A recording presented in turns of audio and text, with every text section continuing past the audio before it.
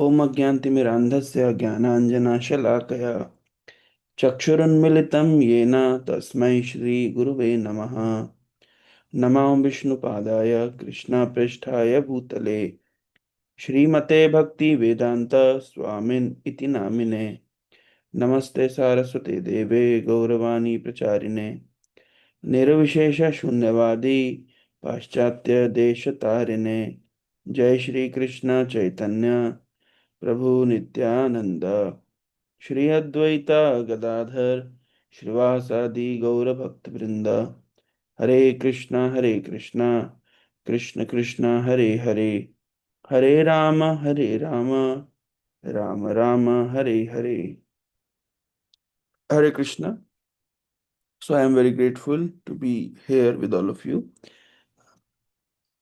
Uh, I have been given this service of discussing from Science of Self-Realization.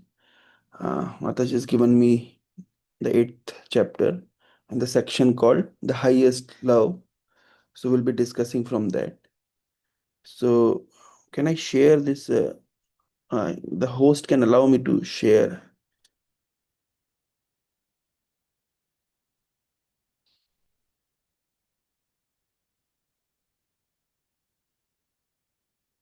One second from English. Yeah.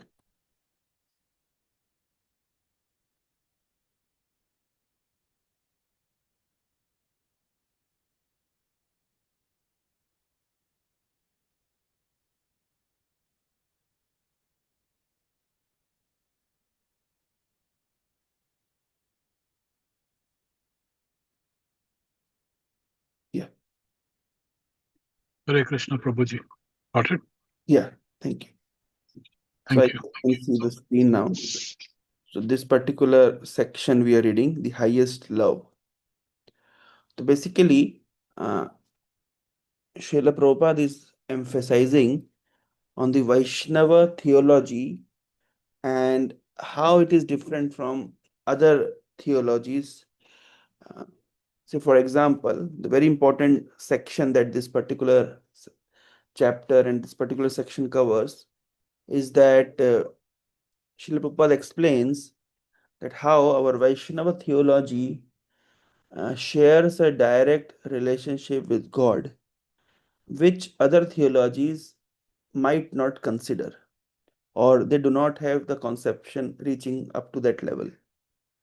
And Srila Prabhupada emphasized that, say, for example, in many theologies, theology means the religious philosophy, such as the Islamic theology, the Christian theology, the Vaishnava theology, the Buddhist theology, the Jewish theology. So every religion has their own philosophy of, and philosophy means the way they understand God, nature, and the self. So Vaishnava theology first of all emphasize that God is a person. So even within the Sanatan Dharma, we see there are innumerable uh, doctrines. Even what exactly called Sanatan Dharma, we also call it as the orthodox or conventional word is Hinduism. It's the most more widely used word within all the uh, religions. That Sanatan Dharma is kind of a very complicated or it's a kind of a doctrine, but Hinduism is widely propagated. The word why Hinduism is widely propagated.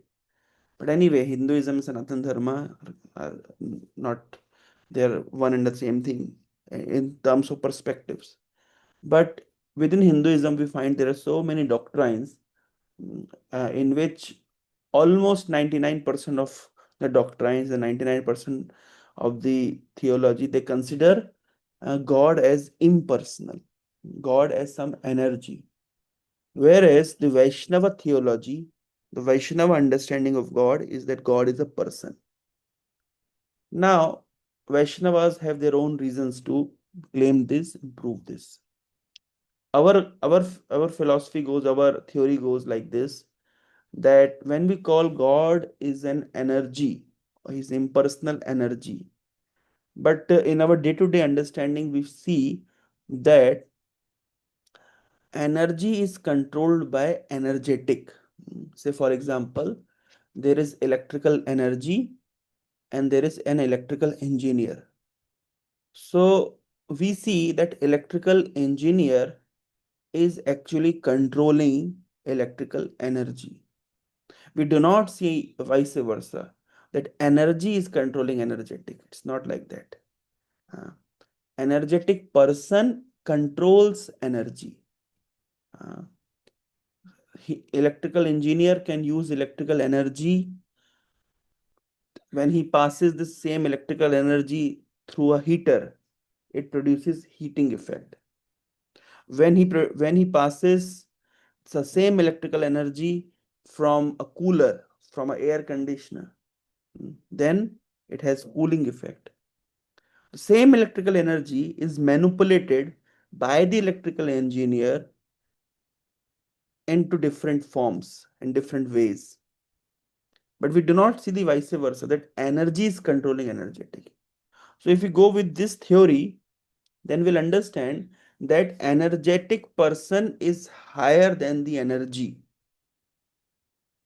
Energetic person controls the energy. So when we say God is the supreme controller, we immediately have to understand that he cannot be energy, because the moment we see he is an energy, then energy has to be controlled. In all the theologies, they accept that God is controller, he's a supreme controller. And when the moment we say God is a supreme controller, immediately we need to understand that he is controlling different varieties of energies. Parasya Shaktir Vividhaiva Shruyate Prabhavaki Jnana Bala Kriya cha. The Vedas also say that the God is an energetic person who controls multifarious forms of energies. The moment we say God is energy, then we need to understand he is being controlled. The problem is God is the controller.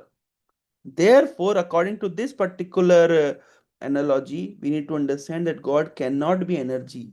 He has to be an energetic person who controls different forms of energy, because he is the supreme. And energy cannot be supreme. Energetic person is supreme. Engineer is supreme, not the electrical energy, because engineer is manipulating energy. The God is manipulating different forms of energies to produce the material world or the spiritual world or whatever. So the Vaishnava theology goes that God is an energetic person. He is the controller. He is the cause of all causes. This is accepted by other theologies as well, that God is the supreme controller. They have they do not have the clear understanding whether God is a person or not, but that this understanding that he is the supreme controller, everybody accepts. All the theologies accept. But the Vaishnava theology explains that he is not just the supreme controller, he is a person. And not just he's a person who is simply controlling. He's the person with whom we can have our loving relationship. The idea of personal relationship with God is practically absent in most of the theologies of the world. So, for example, the Abrahamic theology stresses that one must fear God. But hardly in Vaishnava theology we find that there is a question of fear. We never find somebody telling us that you fear Krishna. Everybody is telling us you love Krishna. In fact, the Abrahamic theologies and the other theologies prevalent in this world today, they stresses that God is some kind of a big person. They have that kind of, say for example, Christian theology. Their understanding of God is some old person, and you must have seen those kind of photographs or those kind of paintings where God is shown as an old person sitting behind the clouds, and he's in very angry mood, and he's always observing our actions. He has a thunderbolt in his hand or some kind of club in his hand. He's always ready to strike us the moment we make some mistake. That is the understanding of God that the Christian theology has. The Abrahamic theology, the Islamic theology has a little more different concept. They say that God is the judge, and whatever good or evil deeds will do at the day of judgment, he'll show the judgment, and then eternally will reside either in heaven or in hell. Now, these theologies actually contradict the nature of God Himself. The moment we say that somebody will reside in hell eternally, that means God is not all loving and all forgiving person. The moment we say that God is a judge, but you cannot love a judge, because the moment you say God is judge, then He's simply judging you from your karma. But Vaishnava theology is very different theology. We not only say that God is a supreme controller, He's the supremely energetic person, He's the person with whom we can have personal relationship. And God is not the direct rewarder of our karma.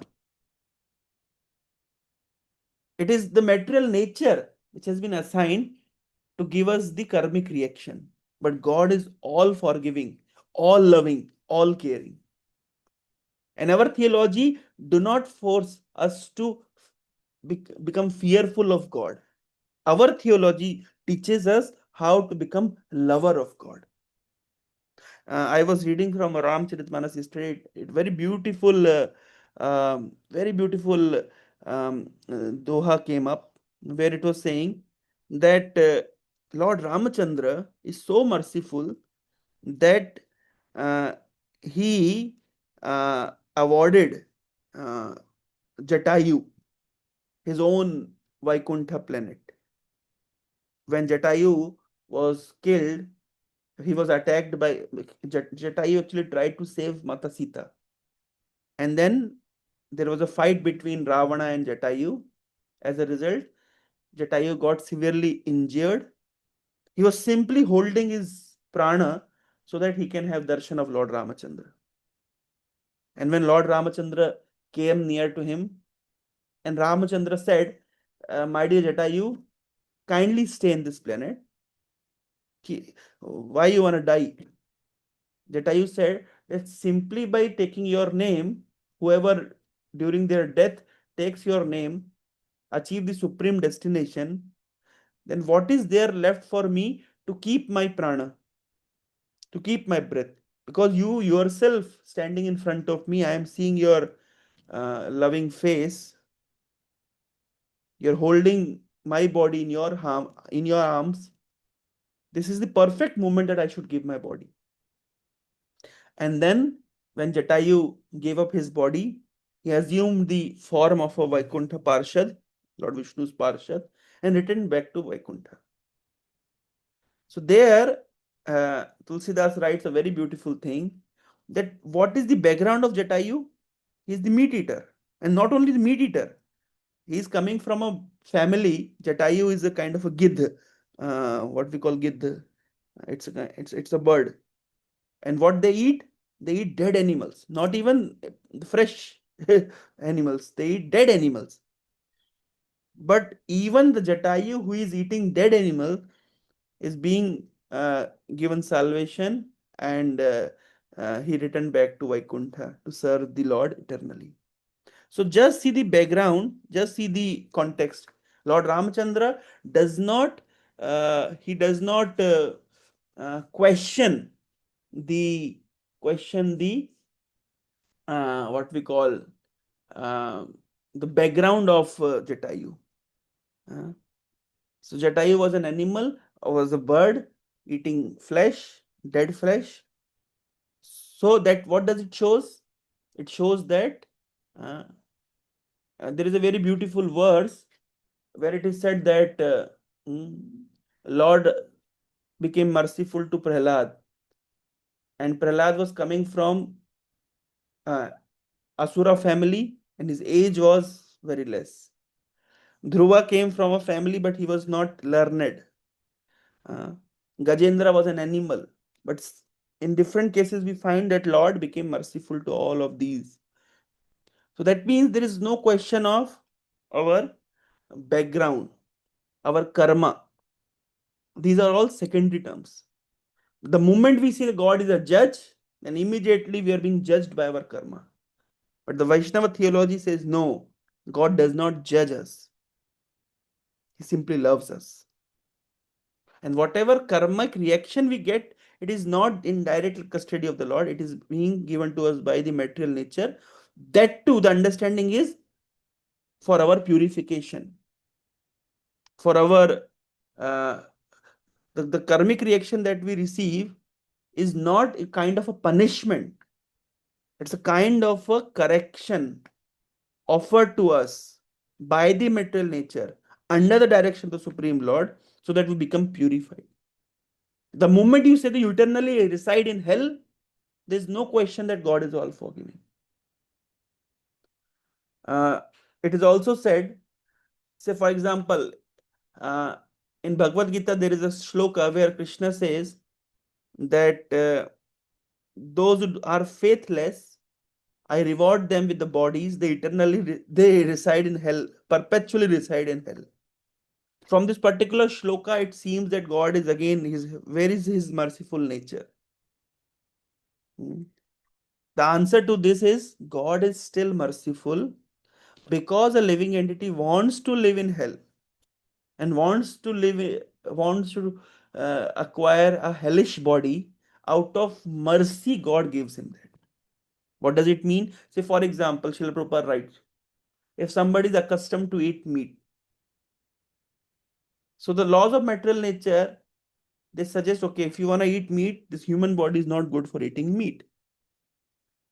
And the quality of meat that you eat in this human body is very less.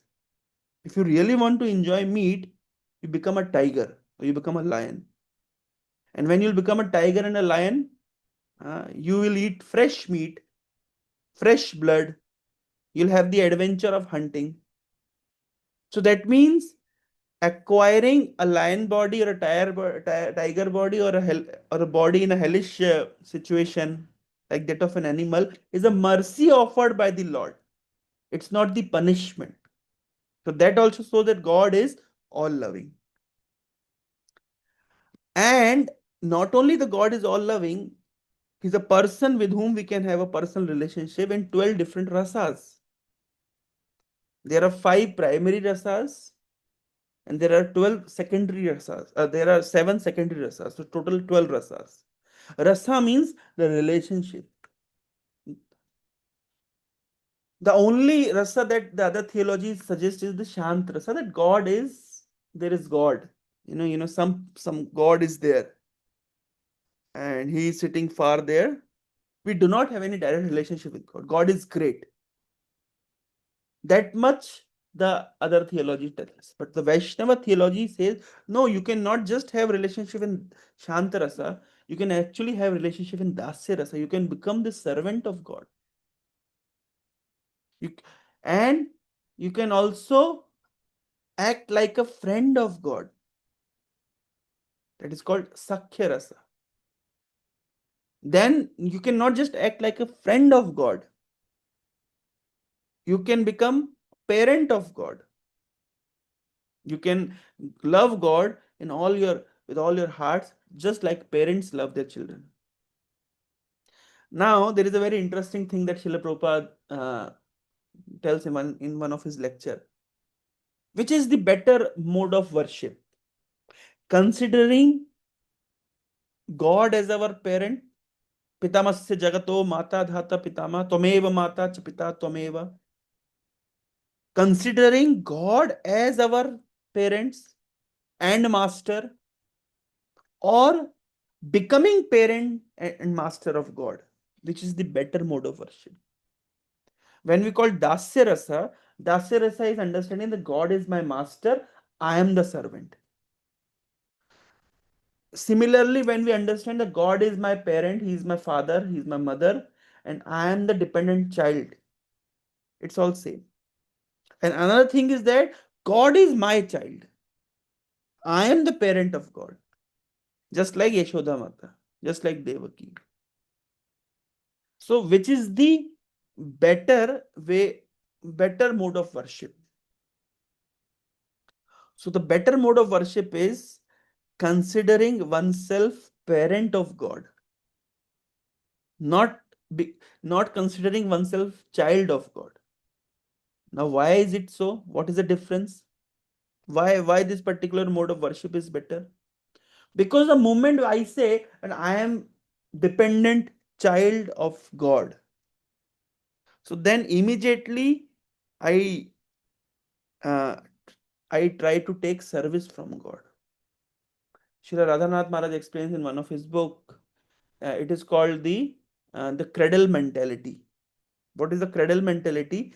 A child is sitting in his or is playing in his cradle, and he's expecting that everyone should come and everyone should give attention to the child. Somebody should bring chocolates for the child. Somebody should bring toys for the child. Everybody should everybody should give attention, care, love to the child. That is the expectation of the small child. The child is practically not offering any service. He is only taking service. The moment I say that I am the child and God is the father, in same moment we are actually concluding that I must be served and God must serve me. We have this practical understanding that it's not the child serve his parent. Parents serve the child. Parents take care of child. Parents take care of the education of the child. Parents take care of the needs of the child. Parents are always concerned about the future of the child. Parents always take care whether child has taken food or not. If he is ill, parents make sure that child is given proper medical facility. So every time, most all the time, parents are they are completely conscious of the child. So that means the entire energy of parents are gone in serving the child. But the vice versa is not true. Children are they do not care for their parents so much. They do not serve their parents so much. That means the moment we consider that I am child of God, that means God needs to take care of me every time, and I am careless child. But the moment we changes this understanding, I am the father of God. Say for those who have deities at their home, they can well relate to this. The moment you have deities at your home, immediately you start to understand. I have to feed the Lord. I have to take care of their needs. I have to offer the arati. I have to offer the bhoga. I have to get the clothes for the Lord. I have to celebrate his birthday, other days of festival. So many, you're always conscious. The moment you think that God is a dependent child, you immediately become conscious of God. So, therefore, considering oneself parent of God is a better form of worship than understanding oneself as children of God. But now, if you see these other theologies, say Christian theology, where we say God is our Father who, what is that prayer? Our Father who live in heaven. Uh, so our Father. So this is good. This is good understanding. Even the Vaishnavas have that understanding. But there is further understanding that God is not just uh, our Father, rather we also can become Father and Mother of God. So we do not find this kind of understanding in any theology, in any religion. Even within the Hinduism or Sanatan Dharma, only Vaishnavism have that kind of understanding. Now, Srila Prabhupada is one step ahead of this understanding he's offering in this particular chapter. What to say of becoming parent of God? You can become lover of God. Srila Prabhupada said that Chaitanya Mahaprabhu has um, given this nice understanding that it's not just you can become parents of God, hmm, you can become lover of God. This kind of understanding was not given anywhere within this world. That is what Chaitanya Mahaprabhu said. Out of the five rasa, the Shanta rasa, the Dasya rasa, the Sakhya rasa, the Vatsal rasa, and then there comes the Madhurya rasa. Srila Prabhupada explains that within this world, the highest form of pleasure one derives is by engaging in sexual activity. Now, can somebody think that this sexual activity, which is the most abominable uh, thing considered in this material world, can we engage in God's service? Srila Prabhupada writes that yes, it can be engaged in God's service. And that is what Chaitanya Mahaprabhu has taught. Not just understanding God as one's master, not just understanding God as one's friend, not just becoming parent of God, even one can become a conjugal lover of God. And why this is considered to be the highest form of worship? Ramya Kachat Upasana Brajabadhur Vragena Kalpita. Why this particular form of worship is considered to be highest, even higher than understanding God as our dependent child? Why this Madhur Rasa is the highest? The reason is, even if we see in this world today, in our own lives we share different relationship with different people. There are some people, say for example, I am a preacher, I have a YouTube channel, I have an Instagram account, I have a Facebook account, and there are many people who knows me. So, but I do not know them. So they share a relationship with me, but there is no direct relationship. This kind of relationship is called Shantarasa. Similarly, yes, God is there. Some God is controlling this world. He is the source of all creation, maintenance, and destruction. I know, yeah, fine. But I do not share a direct relationship with God. That is called Shantarasa. But when I know God and I want to engage in the service of the God, I become servant of the Lord. So then I relish the Dasya Rasa. Say, for example, Hanuman. Hanuman is for him, serving Lord Ramachandra is the highest perfection. Ram kaj karibe ko atur. It is come. He's always anxious how he can render devotional service to the Lord. And for him, the highest thing is if Lord Ramachandra comes and embrace Hanuman, that is the highest perfection that Hanuman aspire. Tuma mama Bharat sama bhai. You are just dear to me as Bharat. Simply for Hanuman, the highest perfection is that Lord Ramachandra embraces him. For a servant, this is the highest consideration. For a servant, if the master says you're very dear to me, you're just like my friend, you're just like my brother, this is the highest thing, highest achievement a servant can aspire for. But a friend, whole day, say Arjun, he's friend of Lord Krishna. Within one day, at least 100 times, Krishna must be embracing Arjun. For a servant, the highest perfection is that Lord gave him some space at his drawing room. But Arjuna, he is into the bedroom of the Lord, sitting with the Lord, eating with the Lord, joking with the Lord. We cannot imagine a servant joking with his master, but a friend can joke with his friend. When Krishna goes out with his friends, there's n number of innumerable pastimes that are presented to us. Krishna is eating with his friends. Krishna is sleeping with his friend. Krishna is joking with his friend. Krishna is fighting with his friends. We cannot imagine that somebody can fight with God, but yes, this is there. This rasa is also offered to us. In fact, it is said that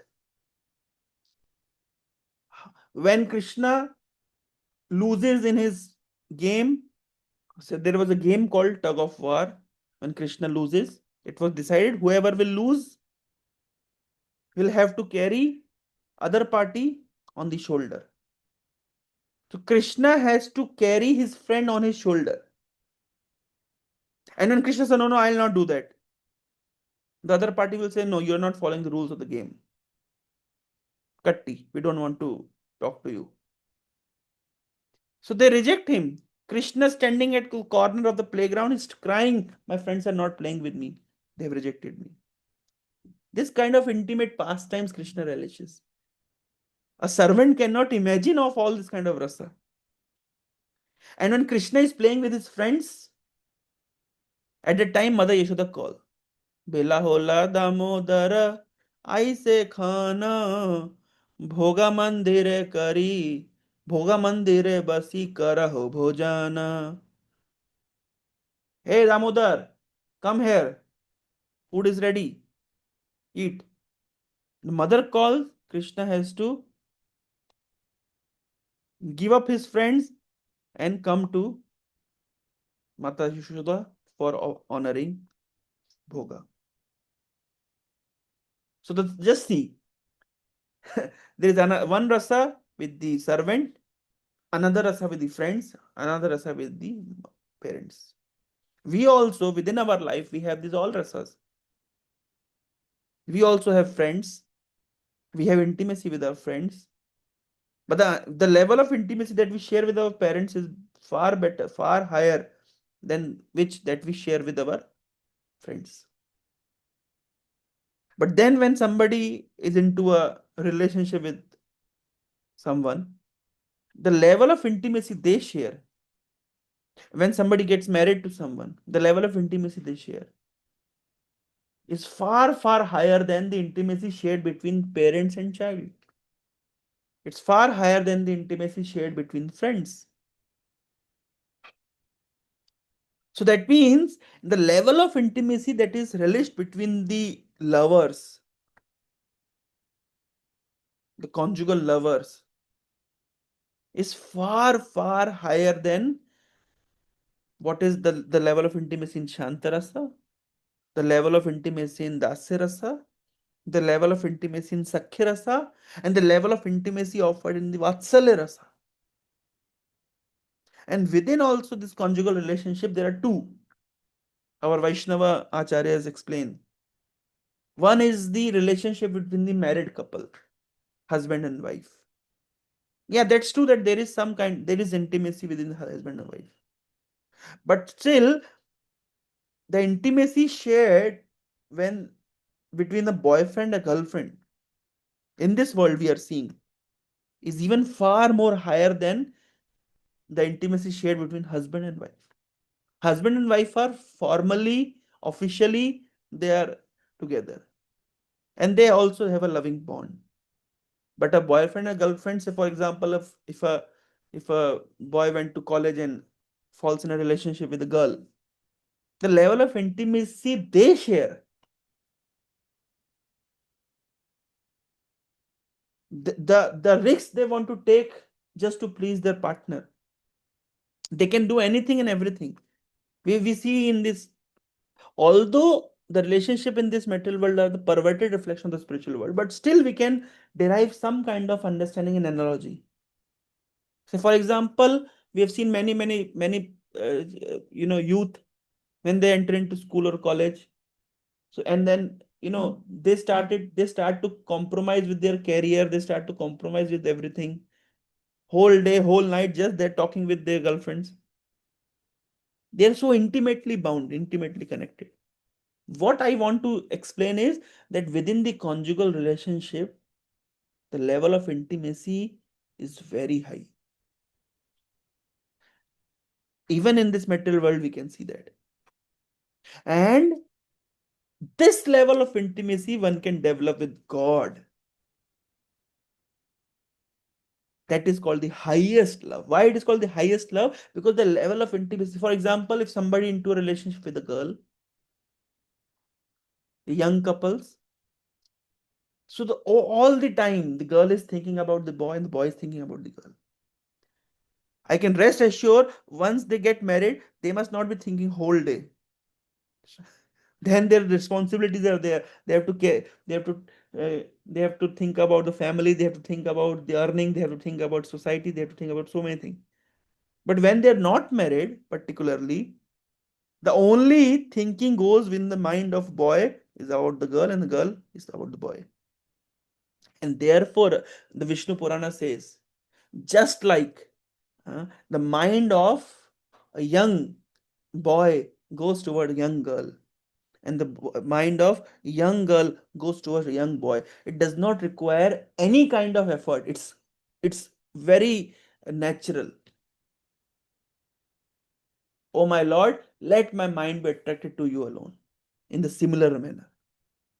Why the acharyas have, why the shastras have given this particular analogy? Because that's the kind of intimacy, it's very natural. It does not require any effort. For us to become Krishna conscious requires a lot of effort. We think about Krishna, we chant about Krishna, we hear about Krishna, we offer a number of services just to remain Krishna conscious. But for a young boy to remain conscious of his girlfriend and for a young girl to remain conscious of her boyfriend is very natural. They do not require any effort at all. It's very easy. Oh my Lord, when that day will come that I'll have same intimacy, same attraction towards you. And Chaitanya Prabhupada is writing in this particular section that one can have that level of intimacy with the Supreme Lord. And that is what Chaitanya Mahaprabhu is offering. And that too, although this is not covered in this particular chapter, but that is the Vaishnava philosophy that our acharyas have presented. When there is then union, there is level of intimacy.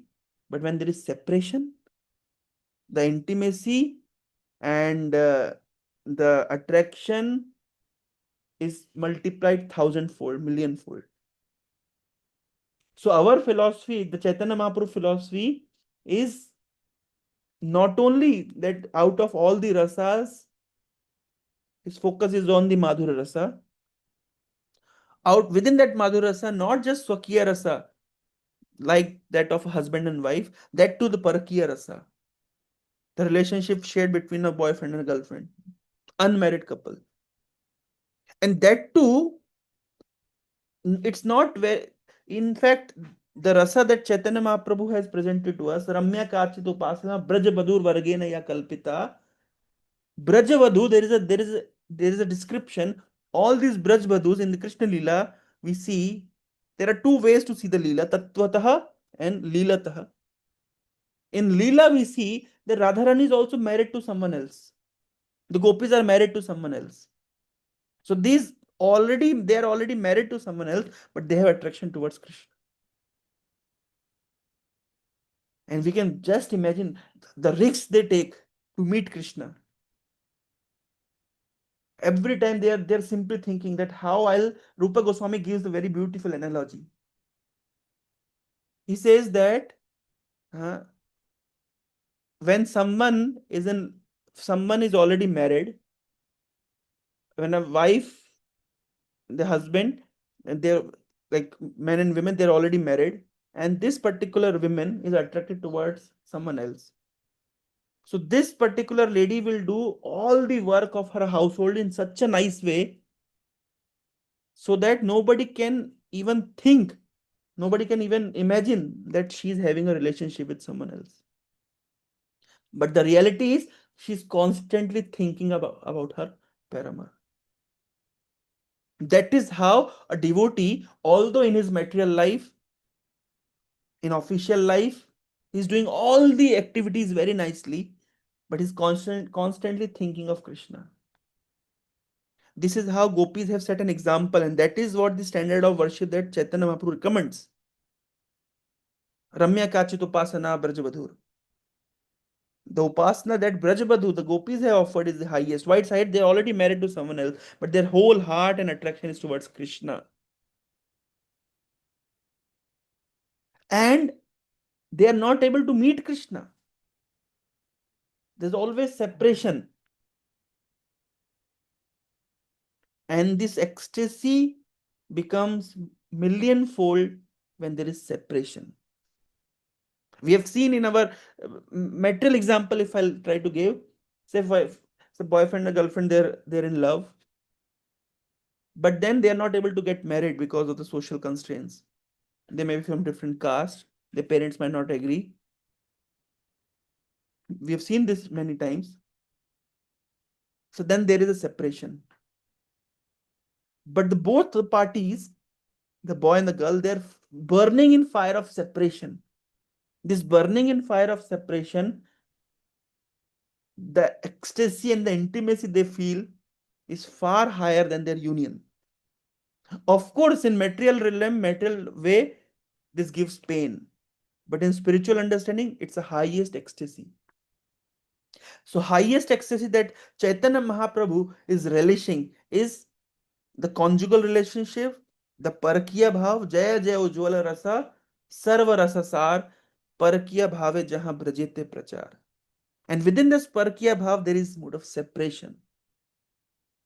Chaitanya Mahaprabhu is loving Krishna in that mood of separation, constantly burning in pangs of separation. For 18 years altogether in Jagannath Puri in Gambhira, he's simply burning in fires of separation from Krishna.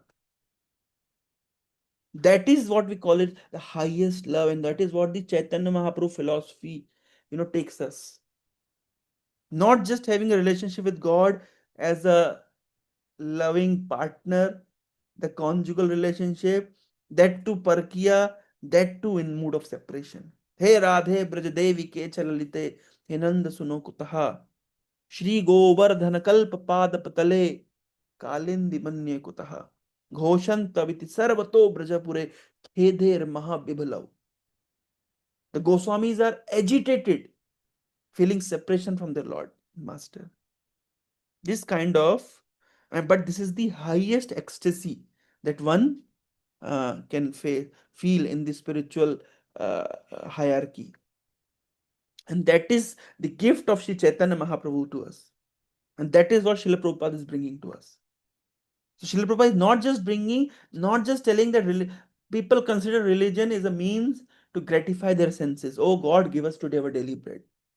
For them, religion is the means to fulfill their material desires.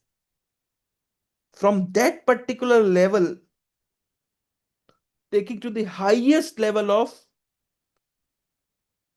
loving Krishna in a conjugal relationship, in and serving him in modes in pangs of separation, and completely becoming conscious, and not just conscious, becoming absorbed, feeling separation from Krishna at every moment. It's the highest kind of ecstasy that one can experience in spiritual life. I would end my presentation with a very beautiful verse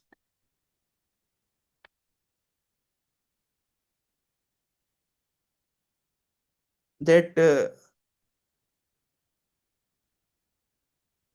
this is a prayer by Brittasura. I guess everybody of us are aware who is Brittasura. Brittasura was Maharaj Chitraketu in his previous life, and he was cursed by Mata Parvati. As a result of the curse, he became a demon, Brittasura. And this Brittasura, although he became a demon, but his Krishna consciousness was saved by, it was always there.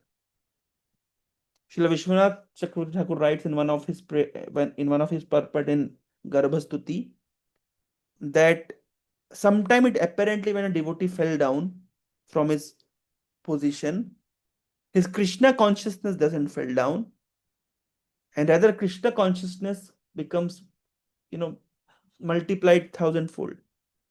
Just in case of Bharat Maharaj, apparently he fell down from his position, but when he took body of a deer and when he took body of a Jad Bharat, his love for the Lord has already multiplied 1,000 times. Same is with Maharaj Indradum, who became Gajendra in his next life. So the love for Lord in Gajendra's body was far more than what was there in Indram's body. And another example, Vishwanath Chakra Thakur quotes of Maharaj Chitraketu, who became Brittasura. The love for the Lord in his heart was multifold, million times multiplied. So Brittasura offered just 4 prayers, out of which this particular prayer is actually connected with the section that we learned today. Interestingly, if somebody asks Sridhar Swami, what is Srimad Bhagavatam? So he defines Srimad Bhagavatam in 3 ways. Number one, Srimad Bhagavatam is the literature. It's the commentary on Vedanta Sutra, Bhashyam Brahma Sutra now. Second, it has 118,000 verses. And third, it has prayers of Brittasura. Just Sridhar Swami could have given any understanding that what is Srimad Bhagavat. But he said 3 things. It is the commentary of Vedanta Sutra. Number two, it has 18,000 verses. And number three, it has the prayers of Brittasura. Just see how important this particular prayer has become the what we call the USP, the unique selling proposition of Srimad Bhagavat. And what is the prayer? Ajat paksha iva mataram khagaha stanyam yatha vatsatarah shudhartha priyam priyeva vishutam vishannam mano arvindaksh didikchate tvam. Ajat paksha iva mataram khagaha. The analogy that Vittasur is offering.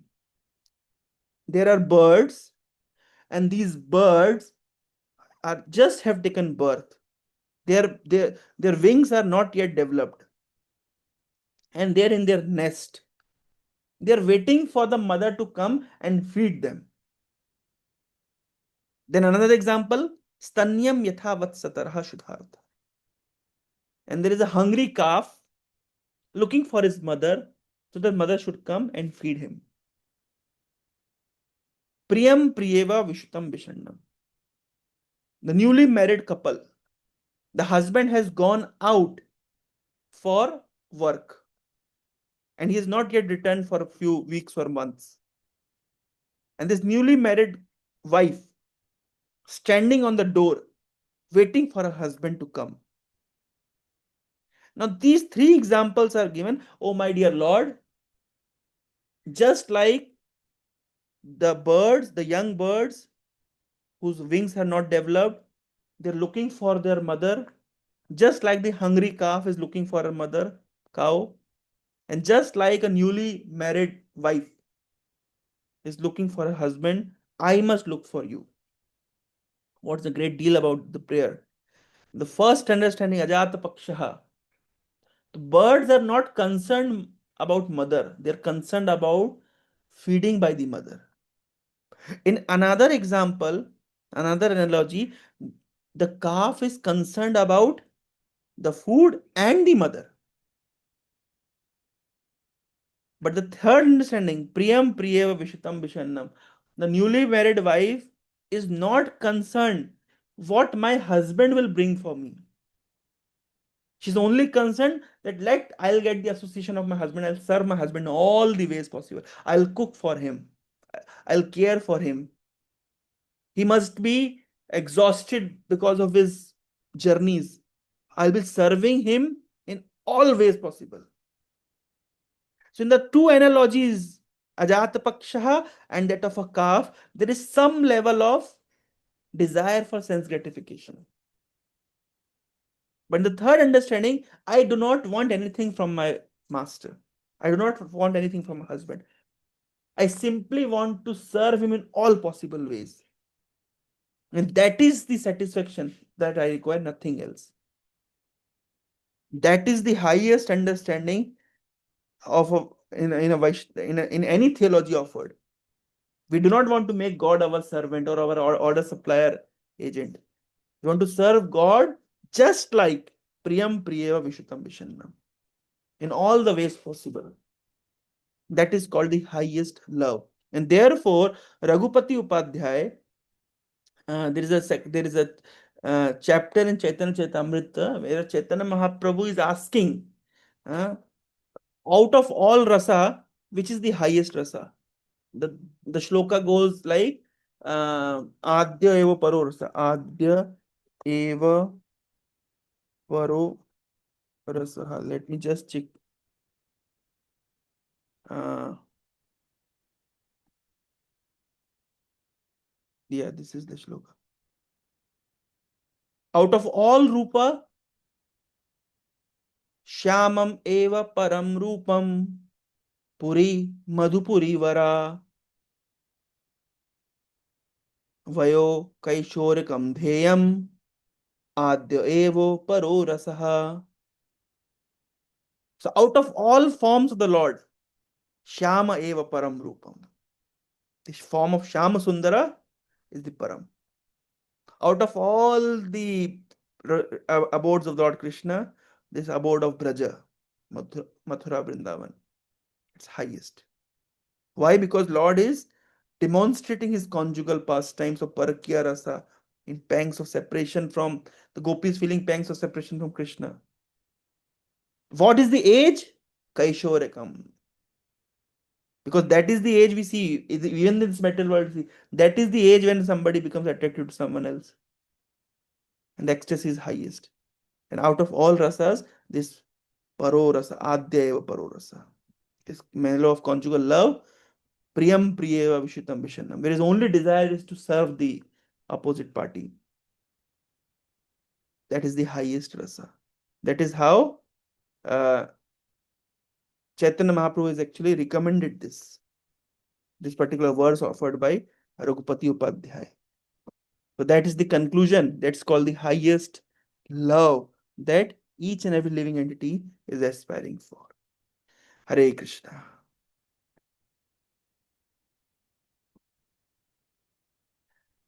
Any comments, any questions? Thank you so much, Prabhuji. It was really very enlightening, very wonderful class. Um, I was just thinking on when you, as you mentioned about the highest love, Chaitanya Mahaprabhu, um, he got that highest love, right? He faced across that um, because he is Chaitanya Mahaprabhu, form of Radha and Krishna both. Um, I mean, for us, we are not even neophyte, below than that also. So when it comes to us, the the um, the rasa that we face, we are into. I can speak for myself. We are into is um, das anudas anudas anudas.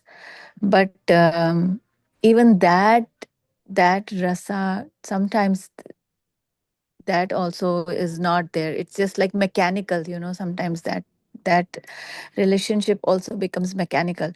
So I don't know how many births or when in lifetime, that stage will come, that at least sincere um, relationship of that rasa will be there in life.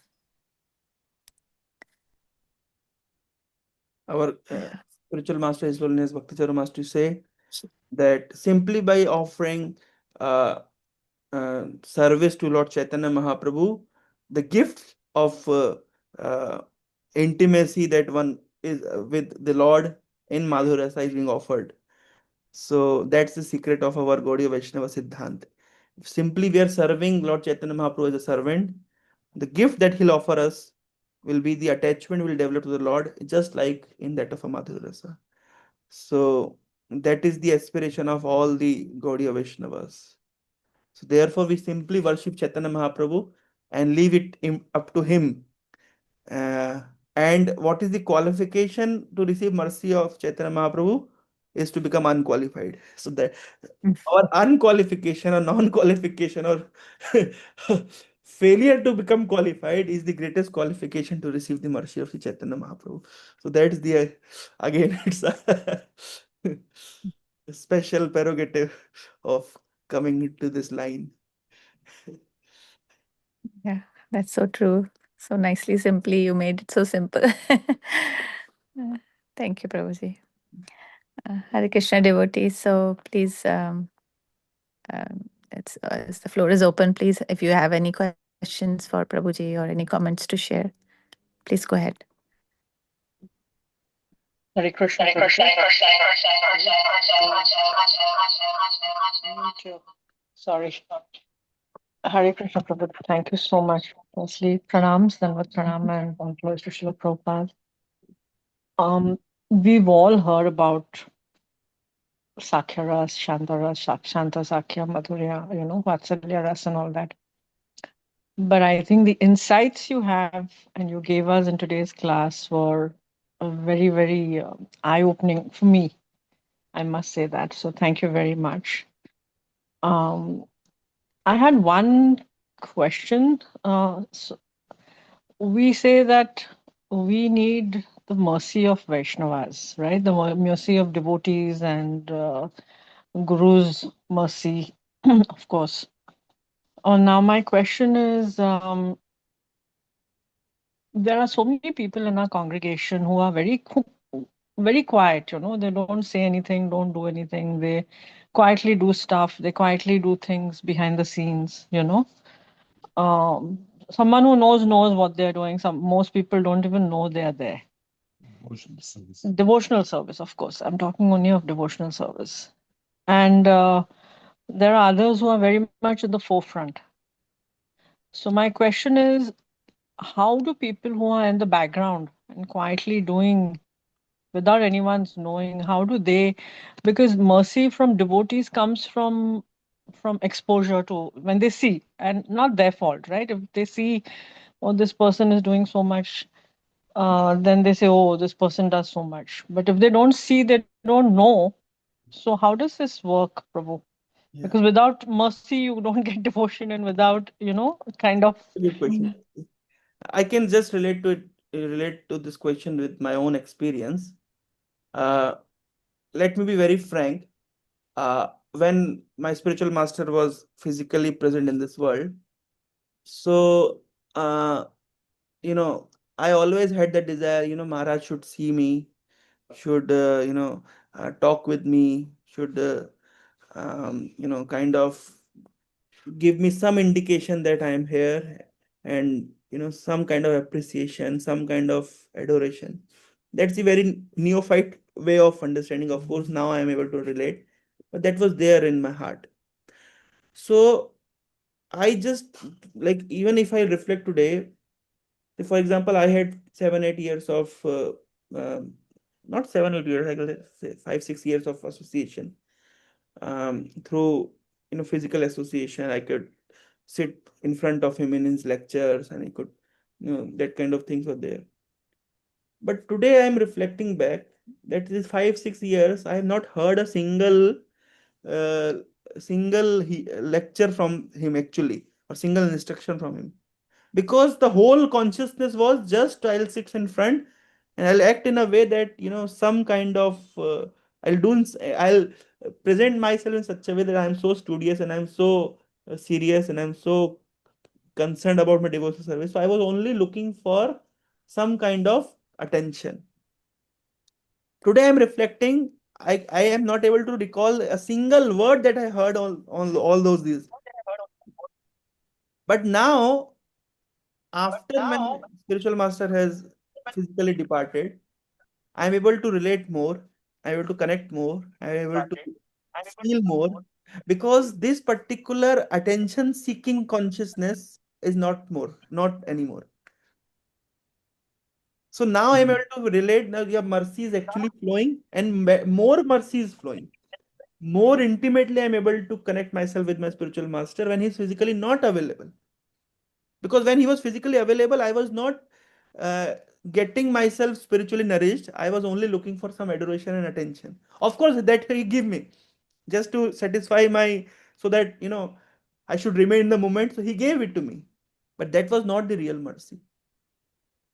So what we receive in forefront might not be the real mercy, and that we realize after getting some level of maturity, especially when the Vaishnavas are physically not present with us. So it is immaterial whether we are appreciation uh, in words, whether somebody is observing our services or not. Of course, it matters to the management. The- Getting adoration from the management is not as same as getting adoration from, or blessings and mercy from the Vaishnava. They are two different things. When we are in a system to please the management, to please the temple president, to please the leader, we have to come into forefront and tell them that we are doing this thing, that is the part of the system. But mercy is something very different. It's transcendental. It has nothing to do with what we are showing in the forefront.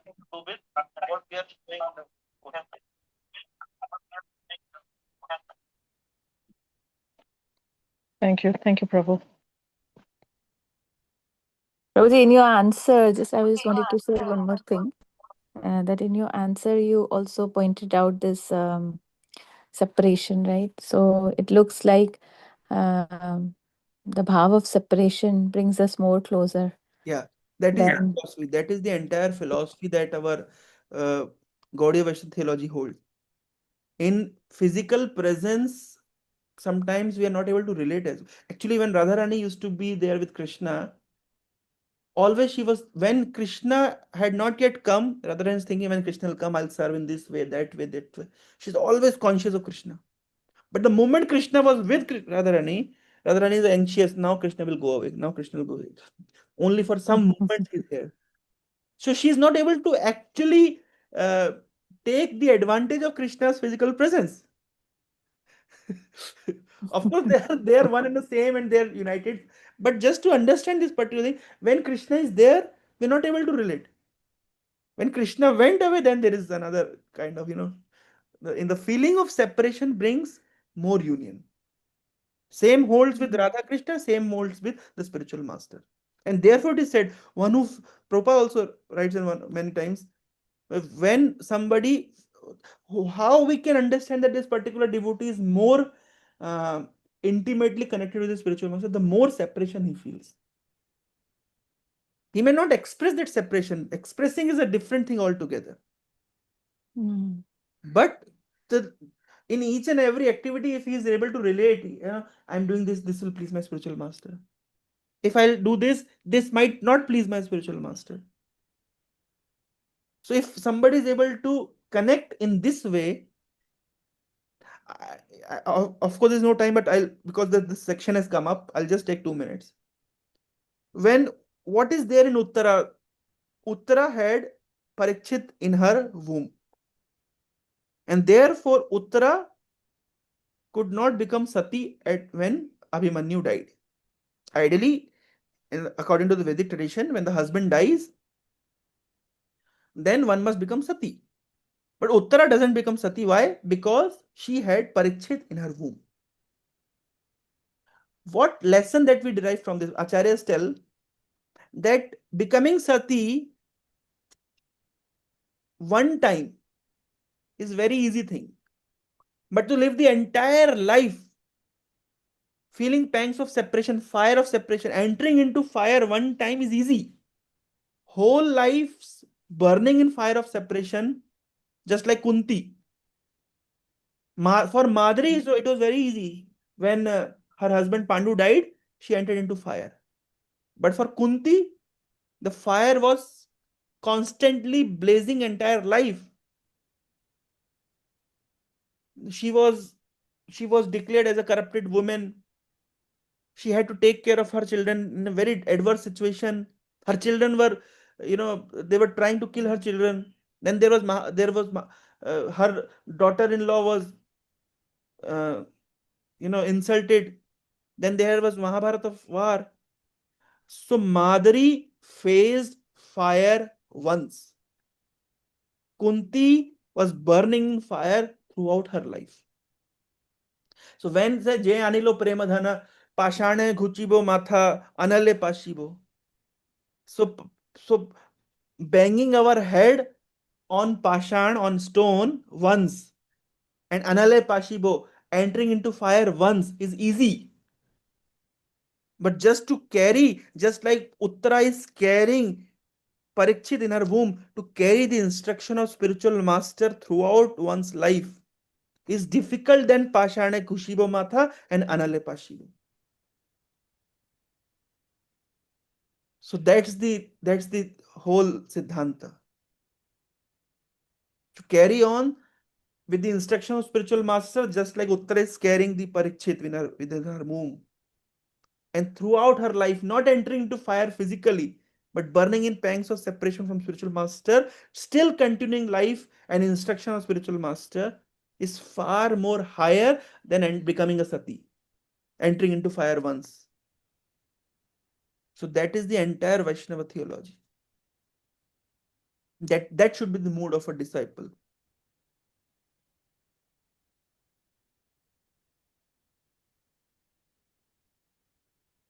Okay.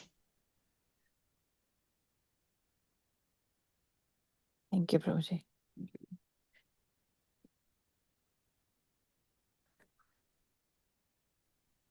Hare Krishna, Prabhuji. Please accept my humble obeisance. All Krishna Shri Prabhupada.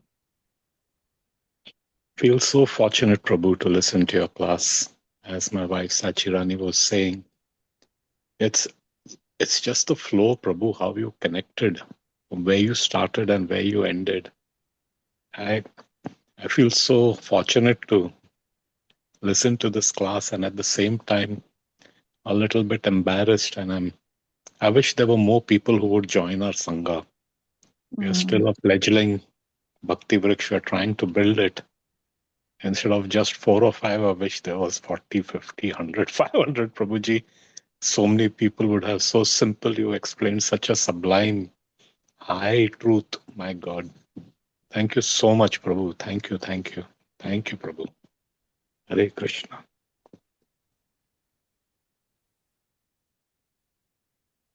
Hare Krishna Prabhuji.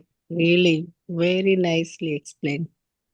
I am also fortunate. I just joined. I saw the message after our that class ended, and I saw message from Radha and Pradha Mataji, and I just joined. So very fortunate to listen that. Nectar. Wonderful. Thank you so. Hare.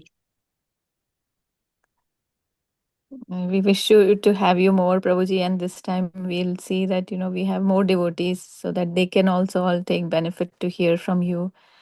We don't get to hear such amazing classes, every time. So thank you so much for joining this call today. Thank you so much, Prabhuji. Is it And recorded, Mataji, this class? it's recorded, Mataji, yes. Okay. Thank you. So with this, we'll end the call with Vaishnav prayers. Vancha kalpatarubhasya kripa sindhu bhayevasya पतितानां पावनेभ्यो वैष्णवेभ्यो नमो नमः समस्त वैष्णववृंद की जय शिल प्रभुपाद की जय गौर प्रेमानंदे हरि हरि